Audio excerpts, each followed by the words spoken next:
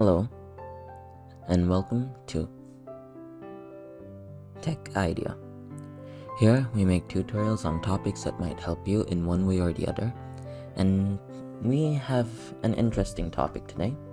It is how to use Outlook tasks, as in the tasks, more effectively. Now, we know the usual way is to we go to ToDo, and I'm just gonna unselect them and create them, make them into categories. Yeah, that's one way. But if you want to do it effectively, like you don't want to come over here over and over and do that, we're gonna go to our Outlook. Once we're in our Outlook, let it load. We can see Skype right beside it's this notepad, and over here we see my day. Now we want to click on that, and we can see our calendar. In our calendar, it shows us what to do, as well as if we go to our calendar here, it's not gonna show us anything. So coming here won't do anything. Remember that. So we're gonna go here in our calendar. It shows create a video today, tomorrow, because I put it as repetitive.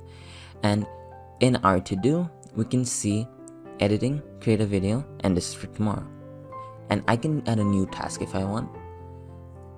And if I want to, expand and take it to a new tab, I can do that. But this is the most effective way. I can create a new task. I can put it as done from here. And that's it. All my to-do for today is done.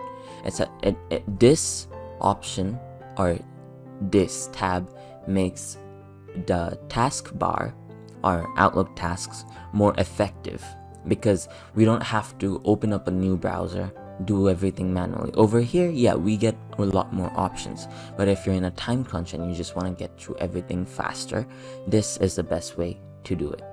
This makes the entire scheme effective. So if you found this video helpful, drop a like. And if you want to see more tutorials like this in the future, don't forget to hit that subscribe button as well as that notification bell. Thank you so much for watching. Bye bye.